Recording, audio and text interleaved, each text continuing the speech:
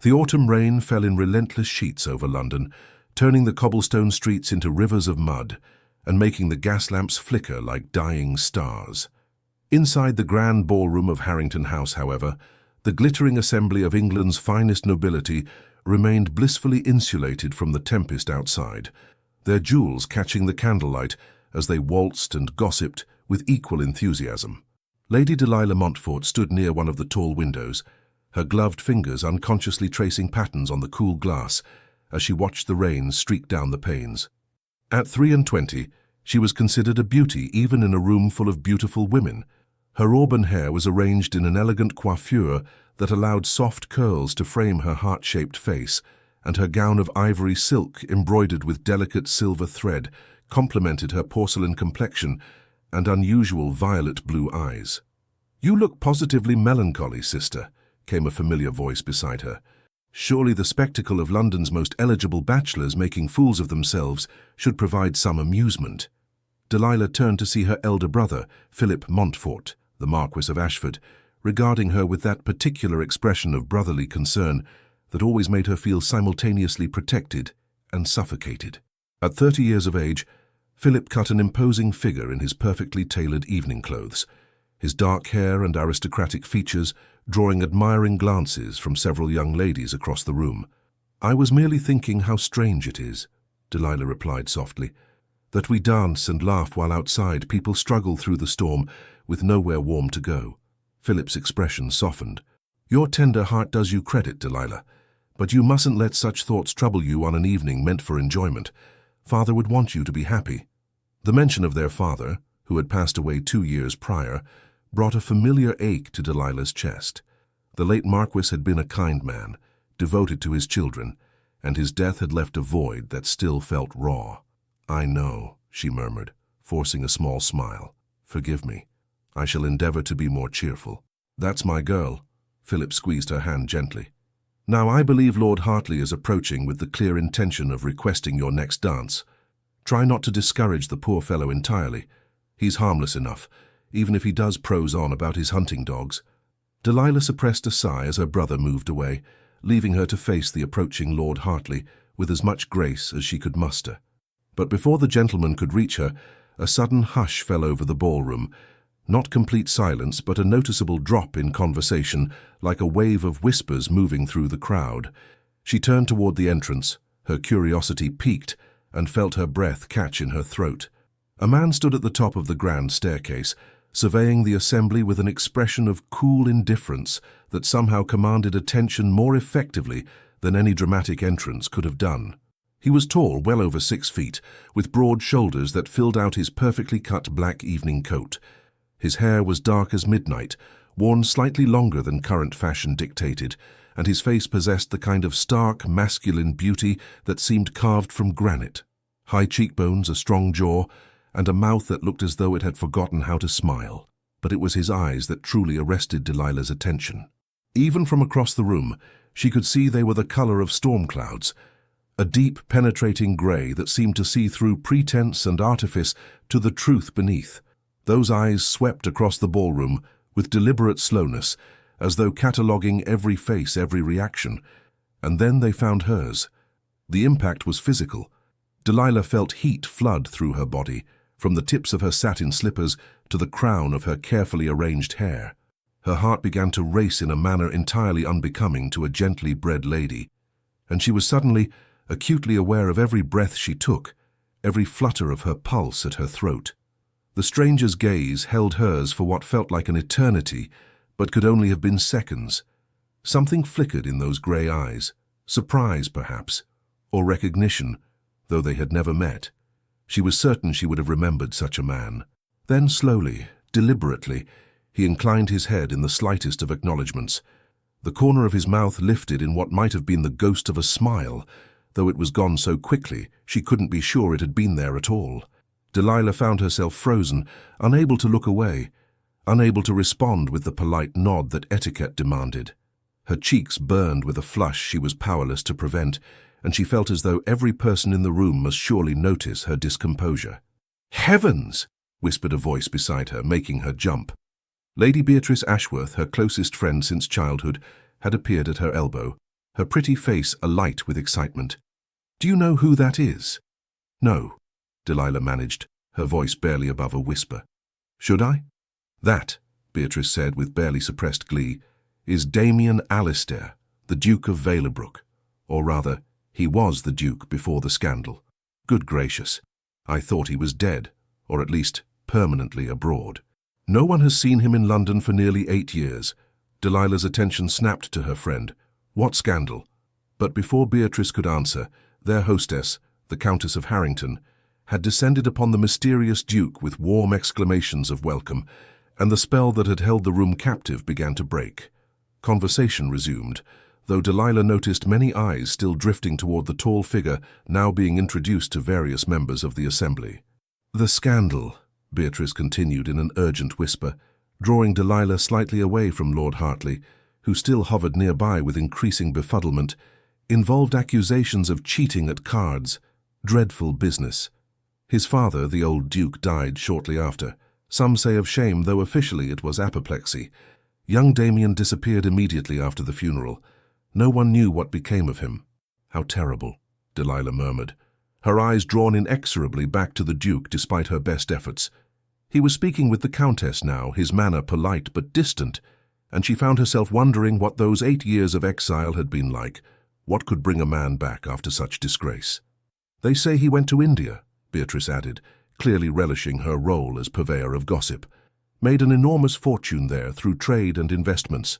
There were rumors of, well, less respectable pursuits as well. Gambling houses, prize-fighting rings, that sort of thing, though of course no one knows for certain." Delilah barely heard her friend's words. Across the crowded ballroom, the Duke of Valebrook had turned his attention from the Countess and was once again looking directly at her.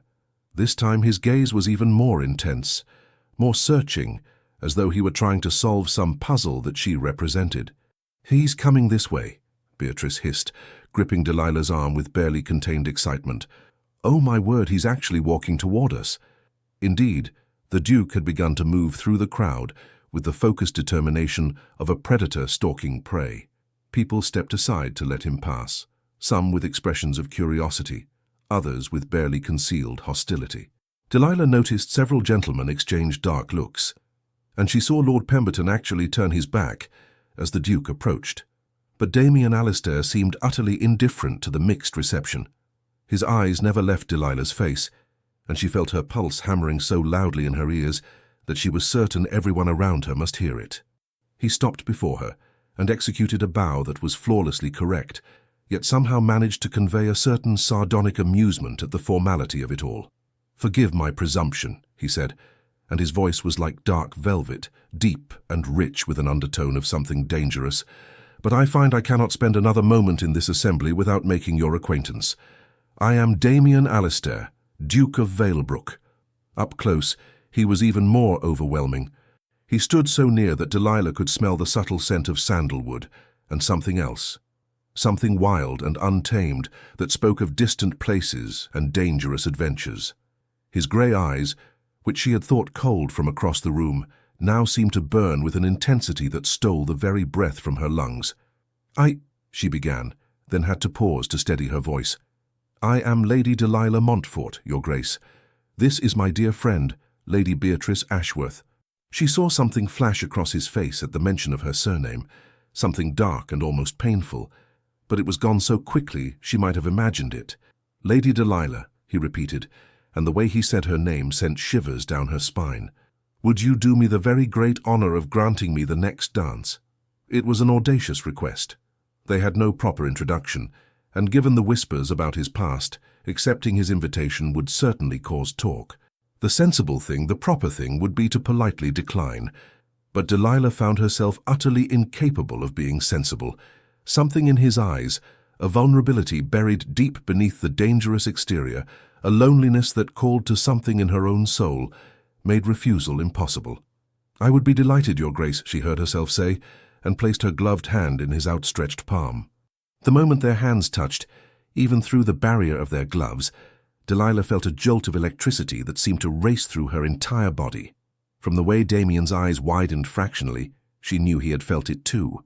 He led her onto the dance floor just as the orchestra began a waltz. The dance was still considered slightly scandalous in some circles due to the close proximity it required, but Delilah couldn't bring herself to care about propriety as Damien's hand settled at her waist and drew her into the first turn. "You dance beautifully, my lady," he said, his voice low enough that only she could hear it beneath the swell of music. "As do you, your grace," she replied, though in truth she was barely aware of the steps. Her entire consciousness seemed focused on the points where their bodies touched, his hand at her waist, her hand in his, the scant inches that separated them as they moved together. "I must confess," Damien continued, and she heard a note of something almost like wonder in his voice, "I did not expect to find you here tonight." "Did you expect to find someone else, then?" Delilah asked, surprised by her own boldness. A shadow crossed his face.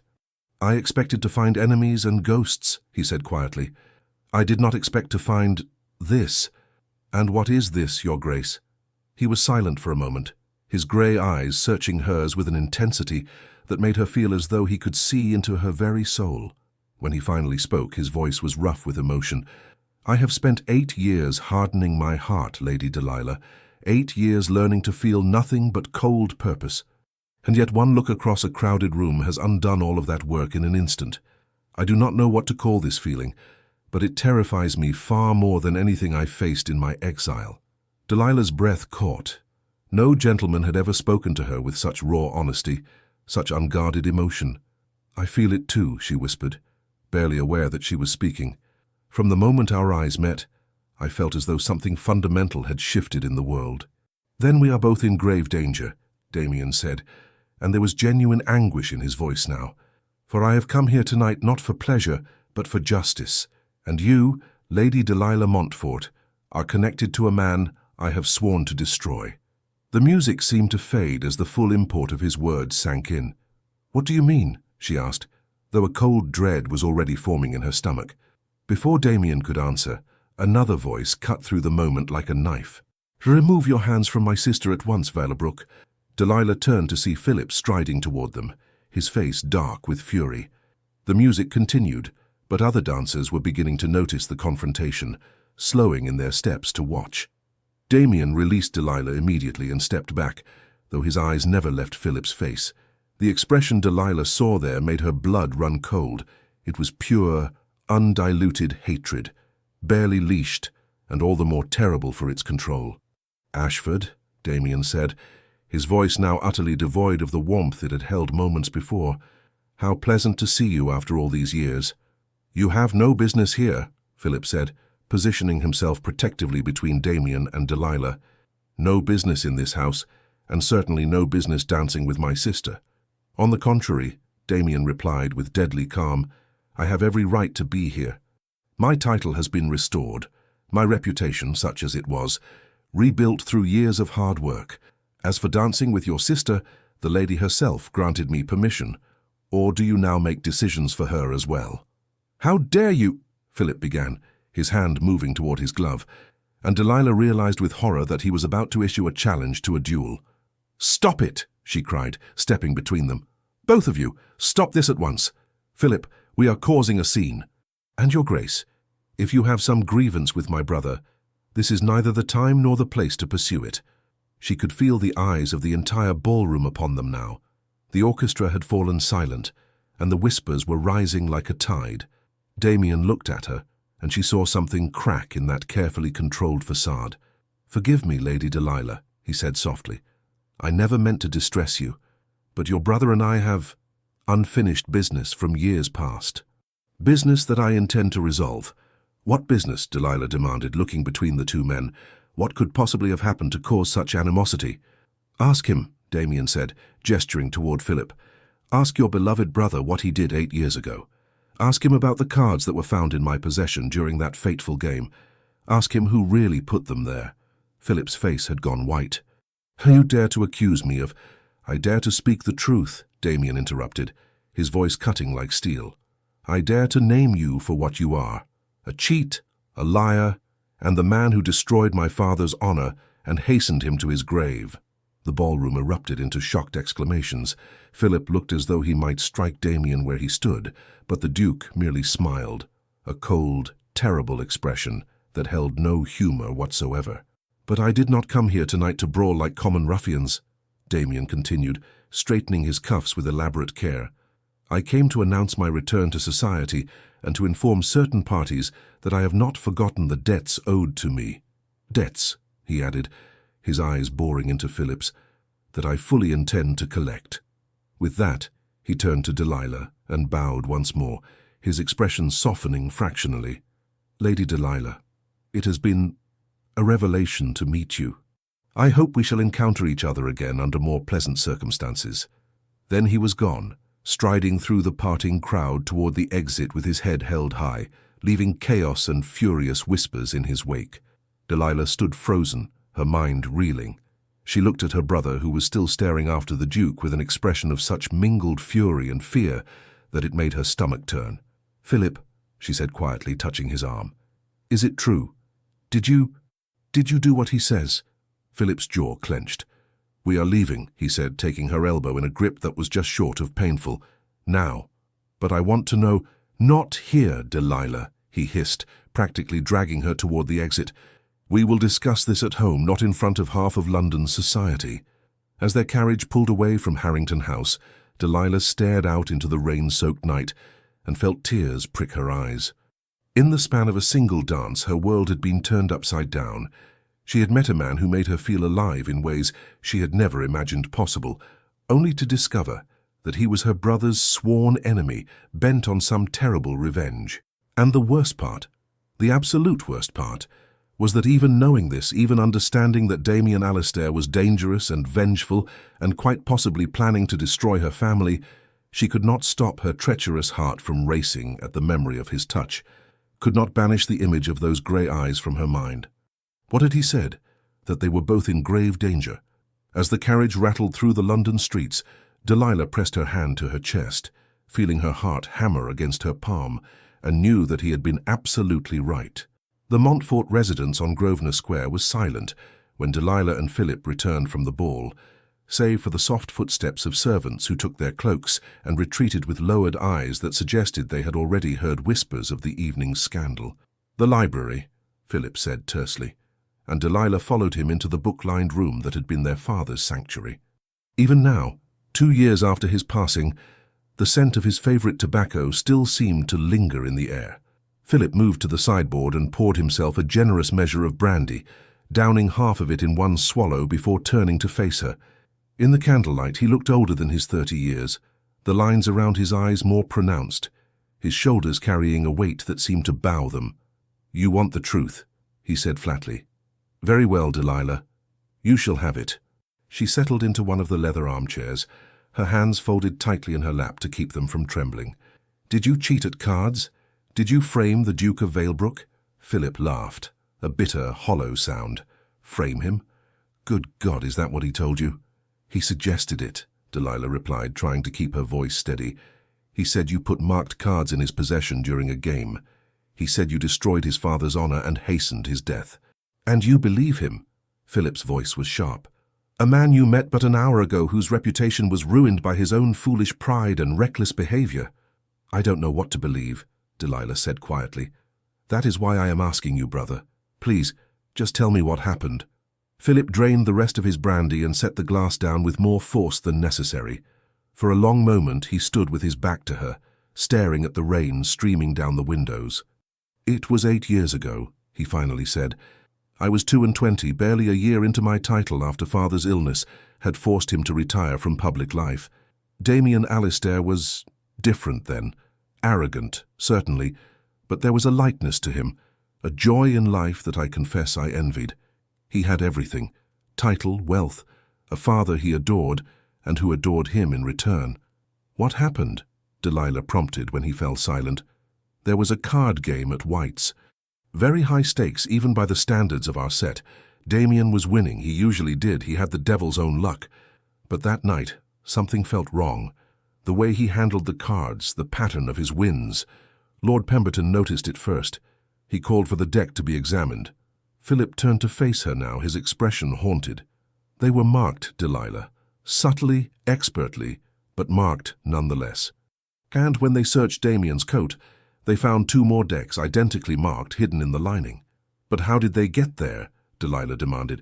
Surely anyone could have placed them. His valet confessed, Philip interrupted. Under questioning, the man admitted that Damien had ordered him to prepare the decks to sew the secret pocket in his coat. There were witnesses, documentation, everything required to prove the matter beyond doubt. Delilah's mind was racing. But Damien claimed you were responsible. Of course he did, Philip said wearily. He stood to lose everything, his reputation, his honor, his father's respect. Rather than accept the consequences of his actions, he lashed out, made wild accusations against anyone he could think of. He claimed I had bribed his valet, that I had orchestrated the entire affair out of jealousy. Were you jealous? The question slipped out before Delilah could stop it. Philip's expression hardened. Perhaps. Does that make me a villain? Damien Alistair had never known hardship, never struggled, never watched a parent waste away from illness while the bills mounted and the vultures circled. Yes, I resented his easy charm, his effortless success. But I did not cheat, and I certainly did not frame an innocent man. He moved closer, crouching beside her chair so he could look directly into her eyes. Delilah, I loved our father. When he died, it nearly destroyed me. Do you truly believe I could deliberately drive another man's father to his grave out of petty spite? Delilah looked into her brother's eyes so like her own, and saw genuine pain there, genuine conviction. But she also remembered the way Damien had looked at her, the raw anguish in his voice when he spoke of his father's death. I don't know what to believe, she whispered. One of you is lying. But which one? Then believe the evidence, Philip said urgently. Believe the testimony of a dozen witnesses, the confession of the valet, the marked cards themselves. Damien Alistair was guilty, Delilah. His own actions condemned him. The only reason he's back in London now, flaunting himself at society balls, is because he made a fortune in India, probably through equally questionable means, and money has a way of washing away even the darkest stains. He stood abruptly, pacing to the fireplace. He's dangerous, sister. Whatever he said to you tonight, whatever spell he tried to weave, you must stay away from him. He wants revenge, and he'll use anyone and anything to get it, including an innocent young woman who happens to be his enemy's sister. The words struck Delilah like a physical blow. Was that all she had been to Damien during their brief dance? A means to an end, a weapon to be wielded against Philip. But no, she had seen his face when their eyes first met across the ballroom. That surprise, that wonder had been genuine. She was certain of it, wasn't she? I'm going to bed, she said quietly, standing. This has been overwhelming. Philip caught her hand as she moved toward the door. Promise me, Delilah. Promise you'll stay away from him. She looked at her brother, her protector, her only living family, and felt torn between loyalty and this wild, inexplicable pull toward a man who was, by all accounts, her enemy. I promise to be careful, she said at last, which was not quite the promise he had asked for, but all she could give. That night, sleep eluded her. She lay in her bed, listening to the rain drum against the windows, and her mind replayed every moment of her encounter with Damien Alistair, the intensity of his gaze, the gentleness of his touch, the raw emotion in his voice when he spoke of the feeling between them. And then his final words, "You, Lady Delilah Montfort, are connected to a man I have sworn to destroy." Could a man intent on revenge feel the kind of connection she had felt? Could hatred and whatever this was coexist in the same heart? She didn't know, but as dawn began to break over London, painting the rain-washed sky in shades of pearl and rose, Delilah made a decision. She would not simply accept either man's version of events. She would seek the truth for herself, no matter where it led. 3 days passed before Delilah saw Damien Alistair again, 3 days during which she made careful inquiries among her acquaintances, gathering fragments of information about the scandal that had driven him from London. The story, she discovered, was more complex than either man had presented it. Yes, the marked cards had been found. Yes, the valet had confessed. But the valet himself had disappeared shortly after giving his testimony, and rumors suggested he had come into a considerable sum of money around the same time. Moreover, several gentlemen who had been present that night admitted, in private, that the evidence had seemed almost too perfect, too conveniently arranged. The thing is, Lady Beatrice confided during an afternoon call, her voice dropping to a conspiratorial whisper, My cousin was there that night, and he said Lord Pemberton seemed almost gleeful when the cards were discovered, as though he had been expecting it. And you know Pemberton and your brother were thick as thieves back then. Are they still close? Delilah asked, trying to sound merely curious rather than desperately interested. Oh, less so now. Pemberton moved to his country estate a few years ago, after some unpleasantness with debts. But back then, yes, they were practically inseparable. The information churned in Delilah's mind as she and Beatrice walked through Hyde Park, their maids trailing at a discreet distance. It was one of those crisp autumn days when the sun broke through the clouds in shafts of golden light, and the fallen leaves crunched satisfyingly beneath their boots. They were discussing the upcoming Devonshire ball when Beatrice suddenly gripped Delilah's arm. "Don't look now," she hissed, "but the Duke of Valebrook is riding this way. Good heavens, he cuts a fine figure on horseback." Of course, Delilah looked immediately. Damien was indeed approaching on a magnificent black stallion, controlling the powerful animal with an ease that spoke of years of expert horsemanship. He was dressed for riding in buckskin breeches and a dark coat that emphasized the breadth of his shoulders, and even from a distance, those grey eyes seemed to find and hold hers. "Lady Delilah," he said, bringing his mount to a halt and dismounting in one fluid motion. "Lady Beatrice, what a pleasant surprise." "Your Grace," Delilah managed, acutely aware of her racing pulse. "I trust you are well?" "Well enough," he replied, and she caught the double meaning in his words, the unspoken acknowledgement of the turmoil that had followed their dance. "I wonder if I might have a word with you in private, Lady Delilah. That is," he added, glancing at Beatrice, "if your companion would be so good as to allow it." Beatrice's eyes were practically dancing with curiosity. "Of course, Your Grace. I shall just admire those roses over there, quite intently, and at some distance." She practically skipped away, leaving Delilah alone with Damien save for the maids who hovered far enough away to preserve propriety while remaining visible. "I must apologize," Damien said quietly, his eyes searching hers. "For the scene at the ball, I never intended to cause you such distress." "Then why did you ask me to dance?" Delilah asked, surprised by her own boldness. "If you knew I was Philip's sister, if you came to the ball seeking confrontation with him, why approach me at all?" A muscle worked in Damien's jaw. "Because I am, it seems, a far greater fool than I realized. I saw you across that ballroom, and every carefully laid plan, every cold calculation, every vow I had made to myself over 8 years of exile, all of it became meaningless. In that moment, there was only you." The raw honesty of his words stole Delilah's breath. "But afterward I remembered who I was and why I had returned to London," Damien said grimly. "I remembered the look on my father's face when society turned their backs on him, when his oldest friends refused to acknowledge him in the street.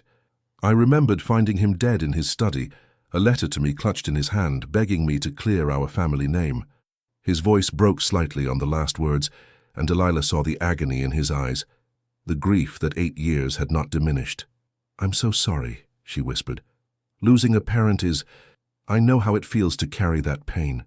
"Then you understand why I cannot simply forget," Damien said. "Why I must see justice done." "Justice," Delilah repeated. "Or revenge?" He smiled bitterly. "Is there a difference?" "Yes," she said firmly. "Justice seeks truth and restoration. Revenge seeks only to inflict pain. What is it you truly want, Your Grace?" Damien was silent for a long moment, his grey eyes studying her face as though memorizing every feature. "A week ago, I could have answered that question without hesitation. Now," he shook his head, "now I find myself questioning everything." "My brother says you were guilty," Delilah said, watching his reaction carefully. "He says there were witnesses, evidence, a confession." "And do you believe him?" "I want to believe him," she admitted. "He is my brother, my protector, but—" "But?" Damien prompted. "But I have also made inquiries of my own, and I have found that the truth of that night is perhaps not as clear as either of you would have me believe." Something flickered in Damien's expression. Respect, perhaps, or hope. "You are investigating?" "I am seeking to understand what really happened. And I will tell you the same thing I told Philip. I will not simply accept your word or his without evidence." Damien stepped closer, close enough that she could see the fine lines at the corners of his eyes, the shadow of stubble along his jaw. "You are a remarkable woman, Lady Delilah Montfort, more remarkable than I ever could have imagined. Flattery will not sway me," she said, though her voice was not as steady as she would have liked. "It is not flattery if it is the simple truth." His hand lifted as though he might touch her face, but he stopped himself, letting it fall back to his side. "I did not cheat at cards that night. I swear it on my father's grave, on everything I hold sacred. I was framed, and your brother was instrumental in that deception." "Then prove it," Delilah challenged. "If you want me to believe you, show me evidence. Don't just demand that I take your word over Philip's." "I intend to," Damien said. "I have spent 8 years gathering information, tracking down witnesses, piecing together what really happened that night. Soon, I will have everything I need to expose the truth before all of society." "And what then?" Delilah asked softly. "When you have your proof, when you have destroyed my brother's reputation as yours was destroyed, will that bring your father back? Will that ease the pain you carry?" The question clearly struck deep. Damien's jaw clenched, and she saw a war playing out behind his eyes. "I don't know," he finally admitted, "but I know I cannot move forward with my life until I have laid the past to rest, until I have honored my father's memory by clearing his name and exposing those who wronged him. And where do I fit into all of this?" The question came out barely above a whisper. Damien's expression softened, and this time he did reach out, his fingers brushing lightly against her gloved hand. Even through the fabric, she felt that electric connection, that pull that seemed to draw them together despite all reason. "You," he said quietly, "are the complication I never anticipated. The one factor that threatens to undo all my carefully constructed plans. Because I find, Lady Delilah, that I cannot pursue vengeance against your brother without hurting you, and the thought of causing you pain is unbearable." "Then perhaps you should reconsider your course," Delilah said, though her heart was hammering. "Perhaps there is another way to clear your father's name without destroying my family." "Is there?" Damien asked. "Can you suggest such a way?" Delilah thought of Philip's face when he had spoken of their father, the genuine pain she had seen there. Whatever had happened 8 years ago, she did not believe her brother was entirely villain or Damien entirely victim. The truth, she suspected, lay somewhere in between. "I will help you," she said, surprising even herself. "I will help you discover what really happened that night. But in exchange, you must promise me something." "What?" Damien asked, his eyes intent on hers. "That whatever we discover, you will pursue justice rather than revenge, that you will not seek to destroy Philip simply for the sake of destruction, and that you will give me time to speak with him, to try to find a resolution that does not tear apart everything I hold dear." It was a bold proposition, and she saw Damien wrestle with it. She was asking him to trust her, to delay his revenge, to place his faith in the sister of the man he believed had ruined his life. "Why would you do this?" he asked finally. "Why help me when it could cost you your brother's affection, your place in society, everything you know?" Delilah met his gaze steadily. "Because I believe in truth, because I loved my father, and I see that same love for your father in your eyes, and I understand what that loss means, and because—" She paused, gathering her courage. "Because whatever this feeling is between us, I cannot simply ignore it, even if I should." A slow smile spread across Damien's face, the first genuine smile she had seen from him, and it transformed his austere features into something almost boyish, achingly vulnerable. "Very well, Lady Delilah," he said softly. "You have yourself an accord. We shall seek the truth together wherever it may lead, though I warn you, you may not like what we discover." "I would rather face an ugly truth than live with a beautiful lie," Delilah replied. "Then we are of one mind," Damien said.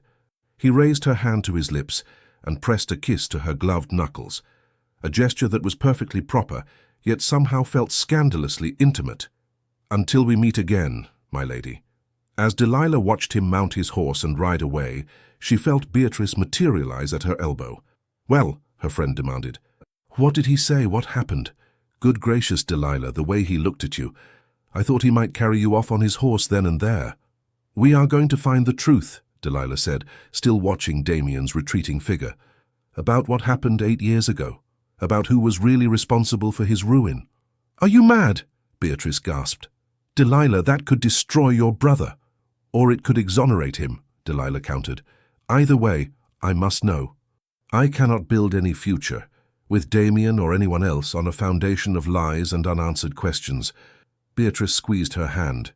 "Then I shall help you, whatever you need, wherever this investigation leads. Though I confess, I'm rather hoping it leads to you becoming a duchess.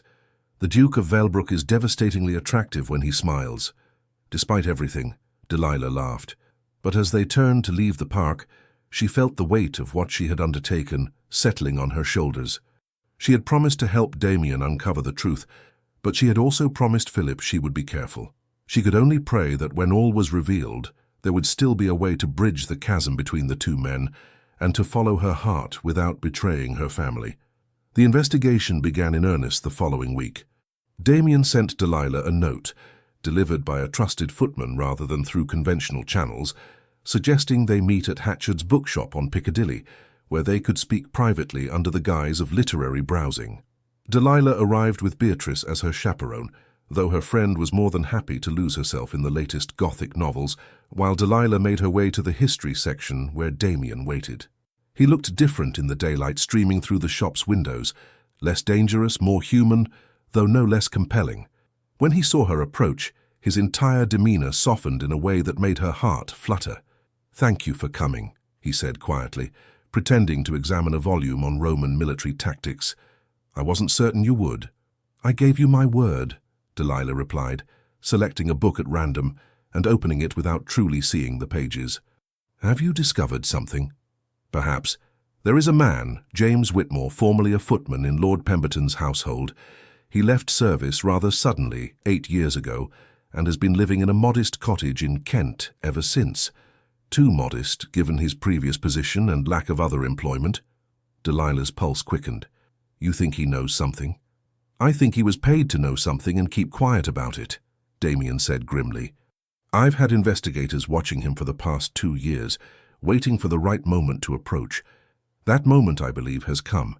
He's recently taken ill and has been seeing the local physician regularly.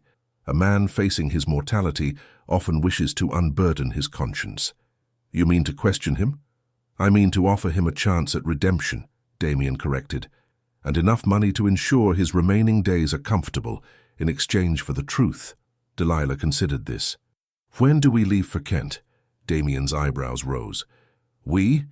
You don't think I'm going to let you conduct this investigation without me, do you? Besides, a dying man might be more inclined to speak honestly to a gentle lady than to an imposing duke seeking revenge." A smile tugged at Damien's lips. "You are quite possibly the most extraordinary woman I have ever met." "Flattery, Your Grace," Delilah reminded him, though she couldn't help but smile. "Truth, my lady," he countered. "Though I must point out that travelling to Kent together would be scandalous in the extreme. Your reputation will be protected by Beatrice's presence and that of your carriage driver and my maid. We shall tell everyone I am visiting a sick aunt. It's thin, but it will suffice if we're discreet." Damien studied her for a long moment, his grey eyes searching hers. "Why are you doing this, Delilah? Truly? You risk so much for a truth that may hurt your brother deeply." It was the first time he had used her given name without her title, and the intimacy of it sent warmth flooding through her. "Because I cannot live a lie," she said simply. "And because when I look at you, I see a man carrying a terrible burden of grief and injustice. If I can help lighten that burden, how can I not try? Even if the truth proves I am right about your brother." Delilah's throat tightened. "Even then, though I pray it will not come to that." They arranged to depart 2 days hence, which gave Delilah time to prepare her deception. She told Philip she would be visiting the Ashworth country estate for a week. Beatrice's parents were conveniently abroad, making the lie difficult to verify, and packed a modest trunk with the help of her lady's maid, Martha, who was loyal and discreet. The morning of their departure was grey and cold, with fog rolling through the London streets like ghostly fingers. Damien's carriage was unmarked and elegant, drawn by 4 perfectly matched horses, and he handed both ladies into it with careful courtesy.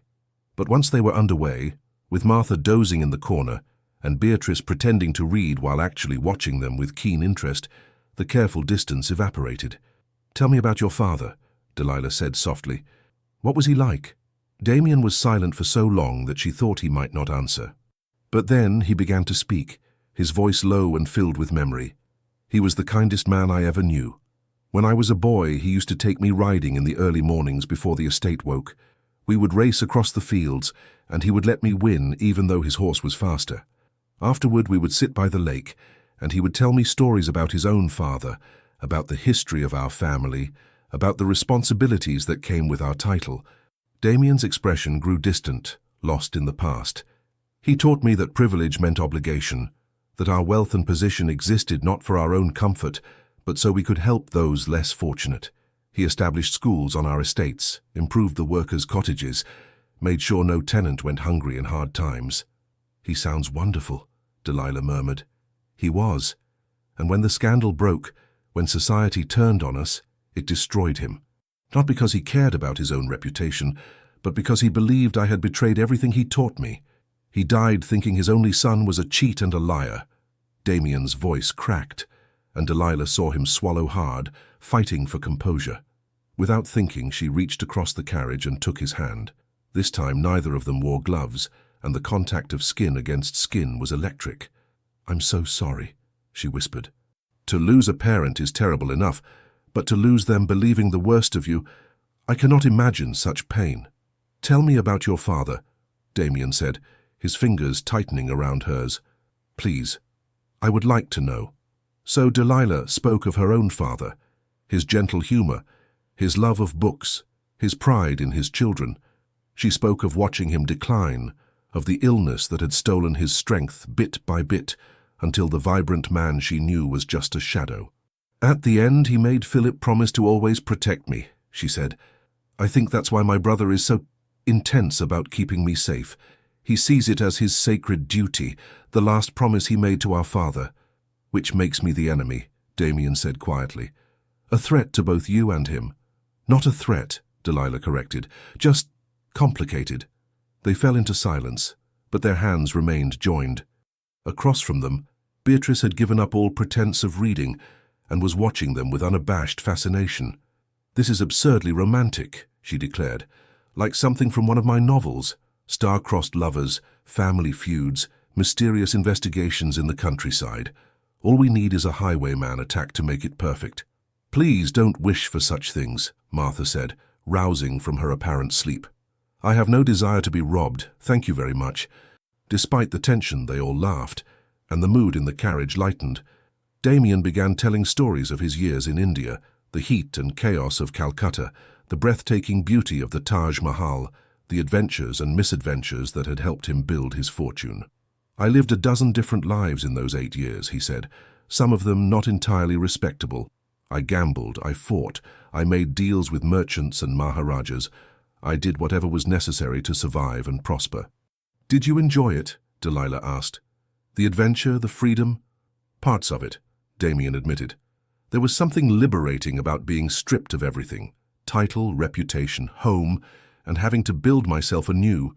But I was always aware that I was running from grief, from injustice, from the truth of what had been done to me." "And now you've stopped running," Delilah said. "Now I've stopped running," he agreed, his grey eyes locked on hers. "Though I'm not certain what I'm running toward instead." The words hung in the air between them, weighted with possibility and danger. They reached the village in Kent by late afternoon. The cottage where James Whitmore lived was modest, but well-maintained, with a neat garden and smoke curling from the chimney. Damien helped the ladies from the carriage, and they approached the door together. A middle-aged woman answered their knock, her expression wary when she saw the quality of their clothing. "We're here to see Mr. Whitmore," Damien said gently. "We understand he's been unwell. We've come as old acquaintances, bearing news he may wish to hear." The woman, Whitmore's sister as it turned out, hesitated, but something in Damien's manner must have reassured her. She led them into a small sitting room where a thin, grey-haired man sat in a chair by the fire, a blanket across his lap, despite the warmth. James Whitmore's eyes widened when he saw Damien. "Your Grace," he whispered, and there was fear in his voice, but also something else, relief perhaps. "Mr. Whitmore," Damien said, settling into a chair across from the older man, while Delilah and Beatrice remained standing. "I believe you know why I've come." "I wondered if you would," Whitmore said quietly. 8 years I've waited, expecting you to appear at my door. 8 years of this weight on my conscience. Then let us ease that weight, Damien said. Tell me the truth about what happened the night of that card game. Tell me who paid you to lie and why. Whitmore's hands trembled. You must understand I was desperate. My mother was ill, needed expensive physicians. Lord Pemberton offered me more money than I could earn in 10 years of service if I would just help him with a small matter. What small matter? Delilah asked gently, moving closer. Whitmore looked at her, then back at Damien. He wanted me to plant marked cards in your coat, Your Grace, and when the time came to swear that you had ordered me to do it, that you had planned the whole scheme. The words fell like stones into a still pond, sending ripples of shock through the room. Why? Damien asked, his voice tightly controlled. Why did Pemberton want to destroy me? It wasn't just about you, Whitmore said miserably. It was about money, huge sums of money. Lord Pemberton was drowning in gambling debts, had been for years. The Marquis of Ashford, your brother, he added, looking at Delilah, had loaned him money, quite a lot of it. But Pemberton couldn't pay it back. He needed a way to wipe the debt clean. Delilah's blood ran cold. What do you mean? The Marquis was young, newly into his title, and desperate to establish himself among his peers.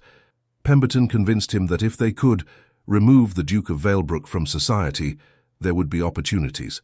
The Duke's investments, his properties, his business ventures, everything would be up for acquisition. They could divide the spoils and use the profits to settle Pemberton's debts. And Philip agreed to this, Delilah asked, her voice barely above a whisper. Whitmore looked pained. I don't know all the details of their arrangement, my lady. I only know what Pemberton told me, that the Marquis had provided the marked decks, had helped plan the timing of the revelation, that they were partners in the enterprise. Damien had gone very still, his face carved from stone. And my valet? The one who confessed? Bribed, just as I was. Paid handsomely and sent abroad with enough money to live comfortably for the rest of his days. Whitmore's eyes filled with tears.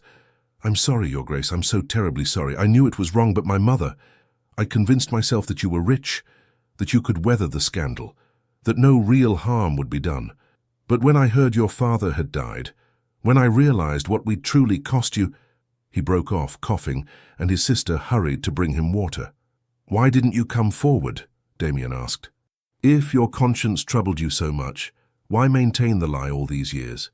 Fear, Whitmore said simply. Pemberton made it clear that if I ever spoke the truth, I would have an accident, a fatal one. And the Marquis, he had the power and influence to make me disappear without anyone asking questions. I was a coward, Your Grace. I chose my own life over your honor, and I've paid for that choice every day since. Silence fell over the room. Delilah felt as though the ground had dropped out from beneath her feet. Philip, her kind, protective brother, had been part of a conspiracy to destroy an innocent man for profit. I'll swear to all of this, Whitmore said. Before a magistrate, before anyone you choose. I'm dying anyway. The physician says I have perhaps 3 months remaining. I'd like to meet my Maker with a clean conscience, even if it means facing earthly punishment first. Damien stood abruptly and walked to the window, staring out at the fading light. Delilah could see the tension in every line of his body, the barely controlled rage that threatened to break through his careful composure. Your Grace, she began, but he held up a hand. I need a moment, he said tightly. Please. Delilah turned to Whitmore.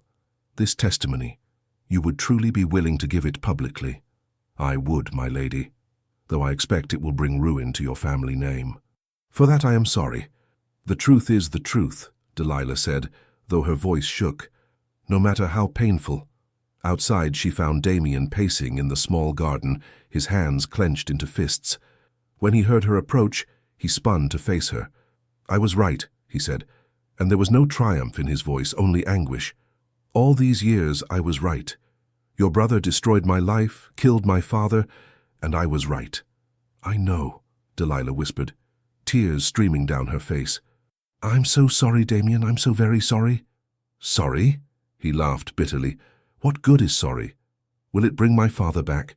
Will it restore the 8 years I lost, the home I had to flee, the life that was stolen from me? No, Delilah said. But what will bring those things back? Revenge? Destroying Philip as he destroyed you?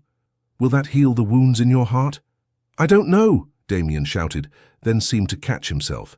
When he spoke again, his voice was quieter, but no less intense.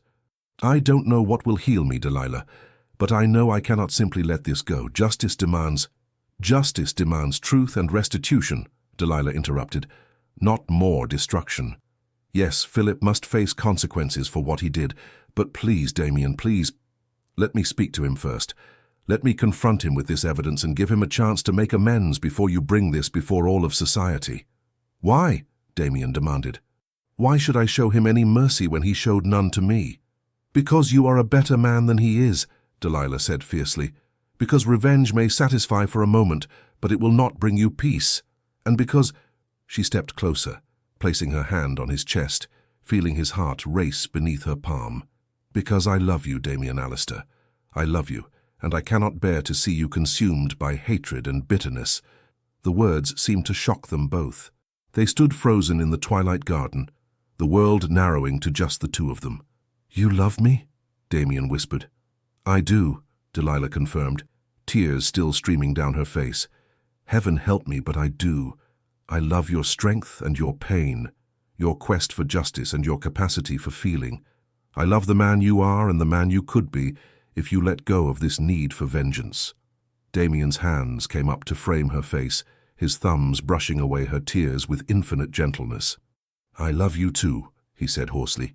"From that first moment across the ballroom I have been utterly, completely yours, and it terrifies me because loving you means choosing between my vow to my father and my hope for a future.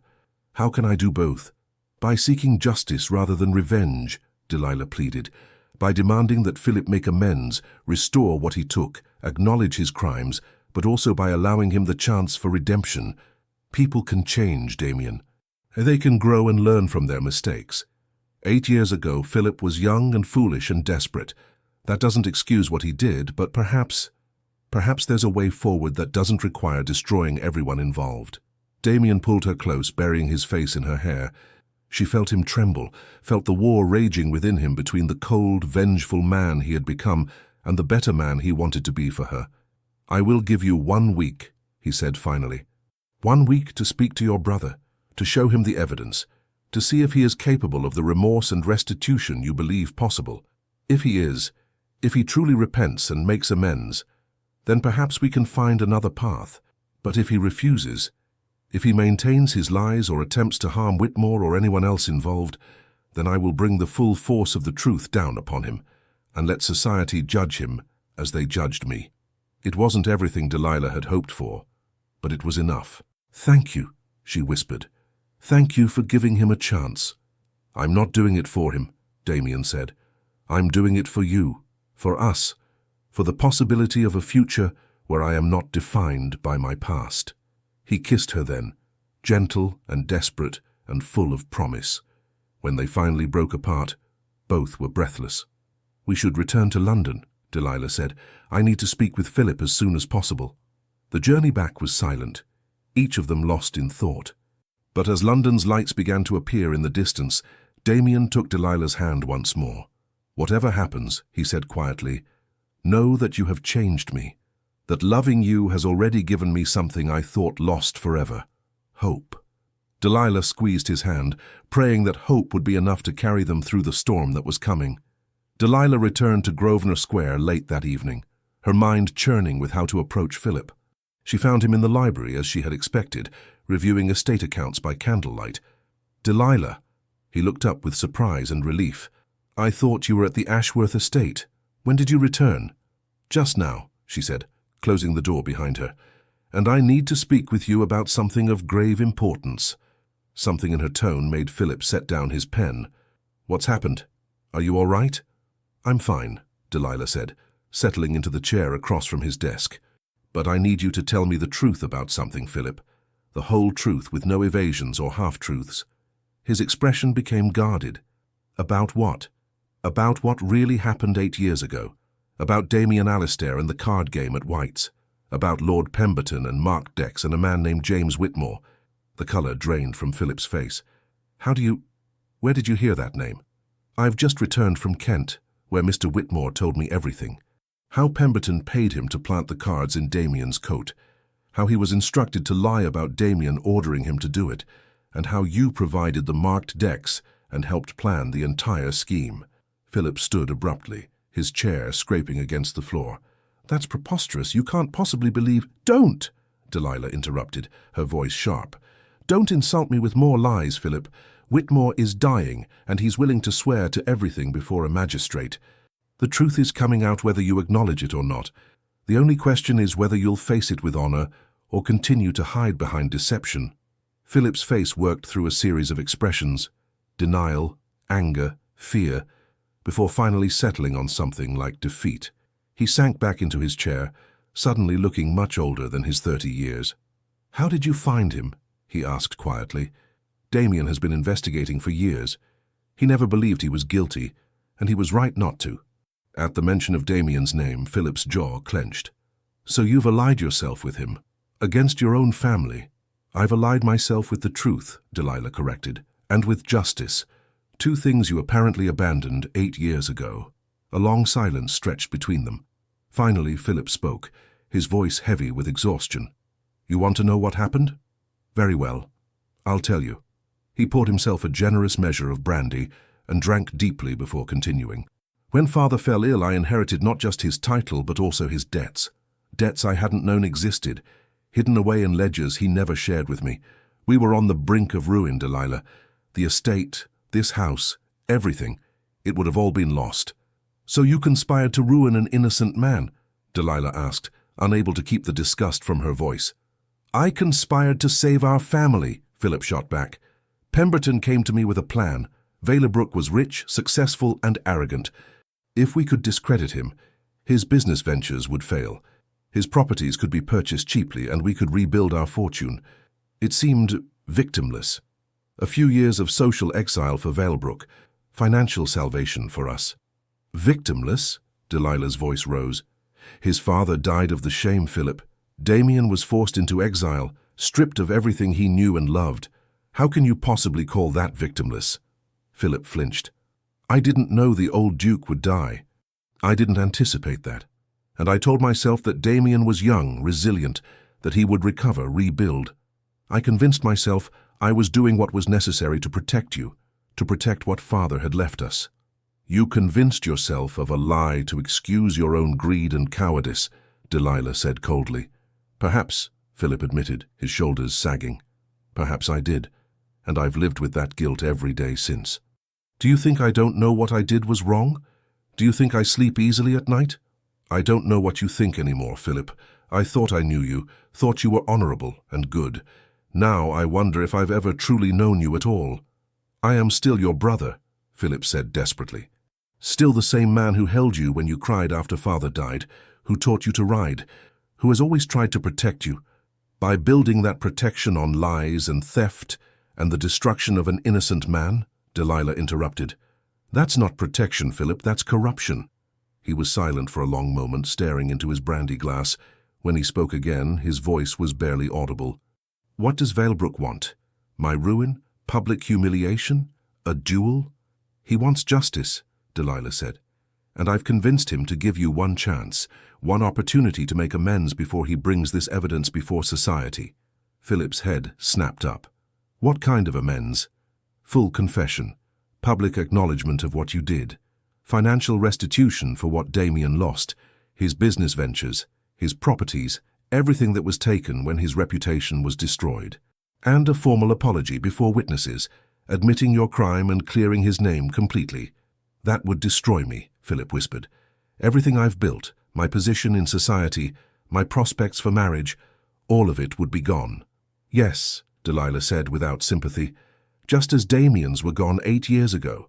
The difference is that you will deserve your fate, whereas he did not. Philip stood and moved to the window, his reflection ghostly in the dark glass. And if I refuse? Then Damien will bring Whitmore before a magistrate, will present all the evidence he's gathered, and will ensure that the full truth comes out in the most public and humiliating way possible.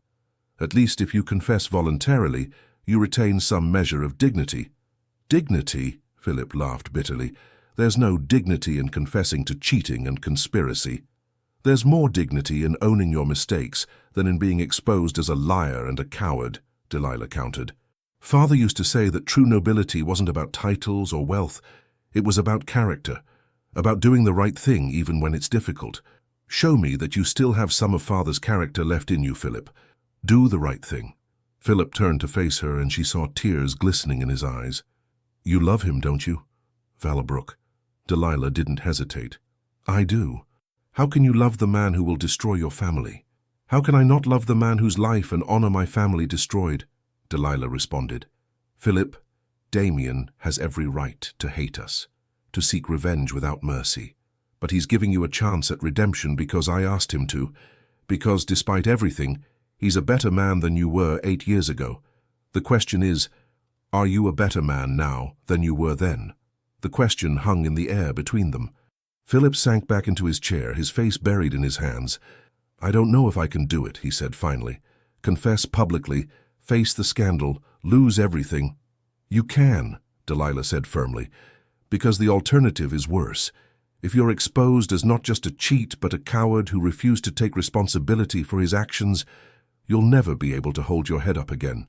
But if you confess, if you make amends, at least there's a possibility of eventual redemption. She moved to kneel beside his chair, taking his hands in hers. I'm not asking you to do this for Damien. I'm asking you to do it for yourself, for your soul. Father would want you to make this right, no matter the cost. Philip looked at her, really looked at her, and she saw the moment something broke inside him, the careful walls of justification and self-deception crumbling to reveal the guilt and shame he'd been carrying for 8 years. You're right, he whispered. God help me, but you're right. I've been a coward, hiding from what I did, convincing myself I had no choice. But there's always a choice, isn't there? I chose wrong 8 years ago, and I've been choosing wrong ever since by maintaining the lie. Then choose right now, Delilah urged. It's not too late, Philip. It's never too late to do the right thing. He squeezed her hands tightly. If I do this, if I confess and make amends, will you forgive me? Delilah felt tears sting her eyes. Eventually, yes. But you need to forgive yourself first, and you need to earn Damien's forgiveness through your actions, not just your words. Philip nodded slowly. Very well. Tell Valebrook I'll meet with him. Tomorrow, if he wishes. I'll do what needs to be done. Relief flooded through Delilah. Thank you, brother. Thank you for finding the courage to do what's right. Don't thank me yet, Philip said with a sad smile. I haven't actually done anything yet except agree to ruin myself. You've done more than that, Delilah said. You've chosen honor over comfort. That's no small thing. The meeting was arranged for the following afternoon at Damien's townhouse in Mayfair. Delilah insisted on being present, and after some argument both men agreed. She arrived early and found Damien in his study, staring out the window with that same haunted expression she had seen so often. He's agreed to confess, she said without preamble, to make full restitution and clear your name publicly. Damien turned to face her, and she saw a complex mix of emotions in his grey eyes. Satisfaction, yes, but also uncertainty, and something that looked almost like disappointment. Why does it feel hollow? He asked quietly. I've spent 8 years wanting this moment, planning for it, dreaming of the day when the truth would come out and justice would be served. But now that it's here, I feel empty. Delilah moved to stand beside him, taking his hand. Because revenge never fills the void left by loss. You wanted your father's honor restored, and it will be. You wanted acknowledgement of the wrong done to you, and you'll have it. But none of that will bring your father back or return those 8 years you lost. Then what will? Damien asked, turning to face her fully. What's the point of any of this if it doesn't heal the wounds? You will heal the wounds, Delilah said softly, by choosing to move forward rather than remain trapped in the past, by building a new life with new purpose and new love. Damien pulled her into his arms, resting his forehead against hers. You're my new life, Delilah. You're the only thing that makes any of this bearable. Then let this be an ending, she urged. Let Philip's confession and restitution be the final chapter of this old story, so we can begin writing a new one, together. Before Damien could respond, the butler announced Philip's arrival. Delilah felt Damien tense, saw his expression shift to something harder, more controlled. Philip entered the study looking as though he hadn't slept all night. His cravat was slightly askew, his hair less perfectly arranged than usual, and there were dark circles beneath his eyes. But he held himself upright, his shoulders back as he faced the man he had wronged. "Your Grace," he said formally, with a bow that was correct but not deferential. "Thank you for agreeing to see me." "Ashford," Damien replied, his voice cool. "My understanding is that you have something to say to me." Philip glanced at Delilah, who gave him an encouraging nod. He took a deep breath and began. 8 years ago, I conspired with Lord Pemberton to destroy your reputation through false accusations of cheating at cards. I provided the marked decks, helped plan the timing of their discovery, and allowed an innocent man to be ruined for my own financial gain. The words seemed to cost him dearly, and Delilah saw his hands trembling slightly. But he continued, his voice growing stronger. "My actions led to your exile and to the death of your father, the late Duke. No apology can undo that harm. No restitution can restore what you lost. But I am here to acknowledge my crimes, to clear your name completely, and to make whatever amends are within my power." Damien remained silent, his grey eyes fixed on Philip's face with an intensity that was almost predatory. "I will make a full public confession," Philip continued. "I will restore to you the business ventures and properties that were taken when your reputation was destroyed. I will personally ensure that every member of the Ton knows the truth of what happened, and that you were innocent of all charges." "Why?" Damien asked abruptly. "Why now, after 8 years of silence? What has changed?" Philip's eyes flicked to Delilah again. "My sister helped me see that I've been living a lie, that the guilt and shame I've carried have poisoned everything good in my life. I can't undo the past, but I can face it honestly and try to build something better going forward." "How very noble of you," Damien said, and there was a bitter edge to his voice. "Tell me, Ashford, if Delilah hadn't uncovered the truth, would you have ever come forward? Or would you have been content to let me carry the stain of your crime for the rest of my life?" Philip flinched but didn't look away. "Honestly, I don't know. I'd like to think I would have eventually found the courage to confess, but I can't say that with certainty. I was a coward 8 years ago, and I remained one until my sister forced me to confront what I'd done." "At least you admit it," Damien said. He moved to his desk and pulled out several documents. "These are the papers detailing the properties and business ventures I want restored. The total value is approximately £50,000. Can you manage it?" Philip went pale, but nodded. "It will require selling some properties and taking on debt. But yes, I can manage it." "Good. I also want a written confession, signed and witnessed, detailing exactly what you did, and exonerating me completely. That confession will be presented to the membership committee at White's and to the editors of the major newspapers." "You'll have it," Philip agreed.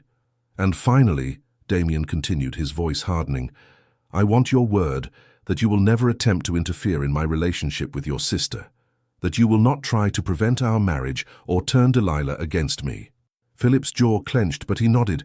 "You have my word, though I reserve the right to challenge you to a duel if you ever cause her pain." Despite everything, Damien's lips twitched in what might have been the ghost of a smile. "Fair enough. I would expect no less from a brother." The tension in the room eased fractionally. Philip pulled out a folded piece of paper from his coat. "I've already prepared a draft of the confession," he said, handing it to Damien. "My solicitor has reviewed it to ensure it's legally sound. All it needs are the signatures of witnesses." Damien read through the document carefully, and Delilah saw his expression shift as he absorbed the full scope of Philip's admission. When he looked up, there was something new in his eyes, not forgiveness exactly, but perhaps a grudging respect. "This will destroy your reputation," he said quietly. "You understand that?" "I do," Philip replied, "but it's no less than I deserve.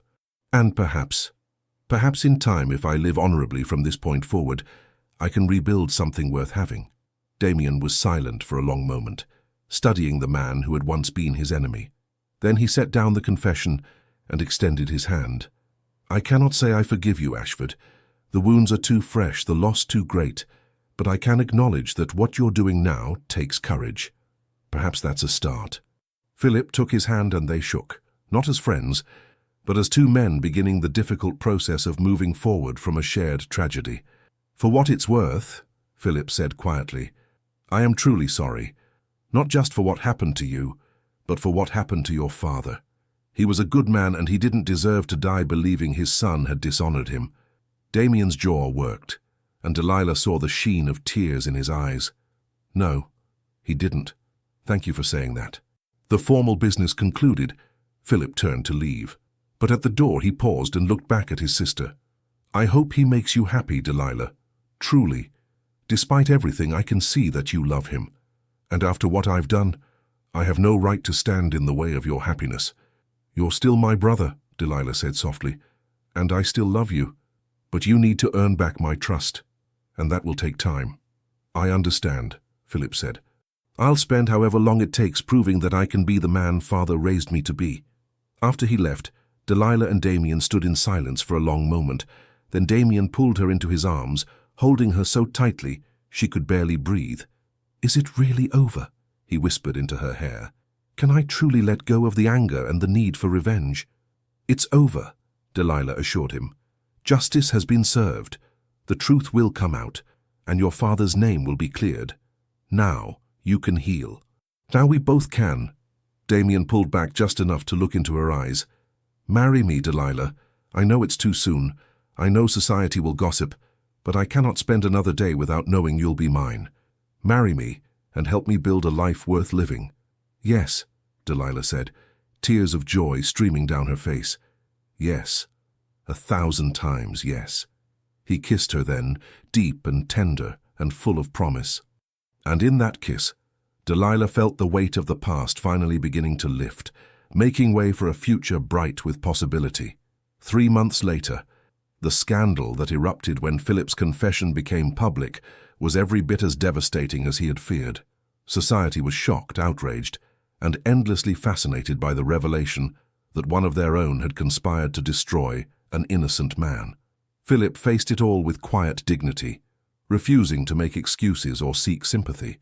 He paid the restitution to Damien, sold properties to cover the debts, and accepted his social exile without complaint. But he also found unexpected allies. Several gentlemen who had themselves been victims of false accusations came forward to support him, praising his courage in confessing. And slowly, very slowly, Philip began to rebuild his reputation, not as the charming young marquis he had been, but as a man who had made terrible mistakes and was working to atone for them. Damien's name was completely cleared, and White's formally reinstated his membership with a public apology. Several of his former business partners reached out to renew their associations, and the investments he had made in India began to pay extraordinary dividends. But more than any of that, he had Delilah. They were married in a small ceremony at the Valebrook country estate, with only close friends and family in attendance. Philip gave his sister away with tears in his eyes, and Beatrice served as Delilah's witness, practically bursting with delight at having predicted the romantic outcome from the very beginning. As Damien and Delilah exchanged their vows in the estate chapel where his parents had been married, he felt his father's presence not as a weight of obligation or guilt, but as a blessing. He had honored his father's memory by seeking justice and truth. Now he could honor it further by building a life of purpose and love. The reception was held in the gardens, and as the summer sun began to set, Damien led his new wife away from the celebration to walk beside the lake where he had once ridden with his father. I used to think revenge would bring me peace, he said, his arm around Delilah's waist. But it was love that healed me. You healed me, Delilah. We healed each other, she corrected, resting her head against his shoulder. How you taught me that truth and justice matter, even when they're difficult, and I taught you that forgiveness and moving forward matter too. They stood in comfortable silence, watching the light dance on the water. Then Delilah smiled and placed her hand on her still flat stomach. I have something to tell you, she said softly. The physician confirmed it this morning. We're going to have a child. Damien's breath caught. He turned to face her fully, his hands framing her face with infinite tenderness. A child, he repeated wonderingly. Our child. Yes, Delilah laughed through happy tears. A new beginning, a new life. Everything we've both hoped for. Damien dropped to his knees, pressing his forehead against her stomach. I swear to you, he said, his voice thick with emotion, I swear to our child that I will be the father my father was. That I will teach our son or daughter about honor and love, and the courage to do what's right even when it's hard. I know you will, Delilah said, her fingers threading through his dark hair. "Because you are a good man, Damien Alistair. You always were, even when the world tried to make you believe otherwise." As they walked back to the celebration hand in hand, Damien felt something he hadn't experienced in 8 long years: complete and utter contentment. The past had been laid to rest. Justice had been served, and the future, with Delilah by his side and a child on the way, stretched before them bright with promise. Behind them the sun set over the lake in shades of gold and crimson, painting the sky with beauty. And ahead, through the garden gates, they could hear the sounds of laughter and music, the celebration of new beginnings and hard-won happiness. Damien had come back to London seeking vengeance. Instead, he had found something infinitely more valuable: redemption, love, and the peace that comes from letting go of hatred and embracing hope. And as he looked at his wife, his beautiful, courageous, remarkable wife, he knew that his father would be proud. Not because he had destroyed his enemy, but because he had chosen to build a future worth living instead. 1 year later, the nursery at Valebrook House was filled with afternoon light when Damien entered, having just returned from Parliament, where he had given his maiden speech. He found Delilah in the rocking chair, their infant son cradled against her chest, her voice soft as she sang a lullaby. "How was your speech?" she asked, looking up with a smile. "Well received, I think," Damien said, kneeling beside the chair to look at his son, Thomas James Alistair, named for both their fathers. The baby had Delilah's auburn hair and Damien's grey eyes, and at 3 months old he was already showing signs of his mother's determined personality. "Philip was there," Damien added quietly. "He approached me afterward to congratulate me on the speech. We spoke for a few minutes. It was cordial." Delilah's eyes brightened. "I'm glad. I know it's still difficult between you, but the fact that you can speak civilly is progress." "It is," Damien agreed. He reached out to stroke his son's impossibly soft cheek. "I want Thomas to know both his parents' families. I want him to understand that people can make terrible mistakes and still find redemption if they're willing to work for it." "He'll understand," Delilah assured him, "because he'll have parents who teach him about both justice and mercy, about holding people accountable and also giving them chances to change." Thomas stirred in her arms, making small, cooing sounds. Damien took him carefully, holding his son against his chest and marveling, as he did every time, at the perfect miracle of this tiny life. "I used to think my father's death had destroyed any chance I had at happiness," he said softly. "But now I see that the path I walked, as painful as it was, led me here, to you, to our son, to this life we're building together." "Do you still miss him?" Delilah asked gently. "Your father?" "Every day," Damien admitted. "But I think he would be proud of the man I've become, not because I got revenge, but because I learned to let go of hatred and choose love instead." He looked down at his son, whose grey eyes were beginning to drift closed. "And I promise you, Thomas, that I will be the father to you that mine was to me. I will teach you honor and kindness, justice and mercy. I will show you that true strength lies not in vengeance, but in forgiveness, not in holding grudges, but in building bridges." Delilah stood and wrapped her arms around both of them, creating a circle of warmth and love. "We'll teach him together," she said, "and he'll grow up knowing that even when darkness threatens, love is always stronger." As the afternoon sun streamed through the nursery windows, the small family stood together, united by bonds that had been tested and proven unbreakable. Damien had returned to London seeking to destroy his enemy, but in the process he had found something infinitely more precious: a love worth fighting for, a family worth building, and the peace that comes from choosing hope over hatred. And in that moment, holding his wife and son, Damien knew with absolute certainty that he had finally, truly come home. The end. Dear listener, as you reach the end of Damien and Delilah's journey, I want you to take a moment and breathe deeply. Let their story settle into your heart. Damien spent 8 years carrying the weight of injustice, planning revenge that he believed would bring him peace. Perhaps you too have carried hurts from years past, betrayals by people you trusted, losses that still ache in the quiet hours of the night. But here is the truth: holding on to bitterness is like drinking poison and expecting the other person to suffer. Those 8 years didn't hurt the people who wronged Damien. They only imprisoned him. keeping him trapped in the worst moment of his life. The transformation came through love and choosing to see beyond the hurt to the possibility of healing. You are not the sum of what others have done to you. Like Damien, you have the power to choose what comes next. Philip's story teaches us that it's never too late to make amends. Yes, confession cost him dearly, but in facing his mistakes honestly, he finally freed himself. If you're carrying guilt tonight, know this. You cannot build a good life on a foundation of lies. It's never too late to choose the harder, better path. And Delilah reminds us that love doesn't mean accepting wrongdoing. It means standing courageously between justice and revenge, demanding truth without destroying relationships. To you who have lived long enough to collect both wounds and wisdom, you have earned the right to let go, to release the grievances you've carried for decades. You deserve to sleep peacefully, to wake without that familiar weight of old anger pressing on your chest. As you prepare to sleep tonight, imagine laying down 3 heavy stones. The first stone is the injustice done to you. It happened, it was wrong, but it no longer has to define you. The second stone is guilt for mistakes you've made. You cannot change the past, but you can change tomorrow. Forgive yourself. The third stone is the fear that nothing will ever get better. Your path forward exists, even if you cannot see it yet. Trust that it's there. You are stronger than you know. You have survived every difficult day so far. That strength is woven into the very fabric of who you are. Sleep deeply tonight, dear listener. You are protected. You are not alone in your struggles. You matter. Your life matters. Your story matters.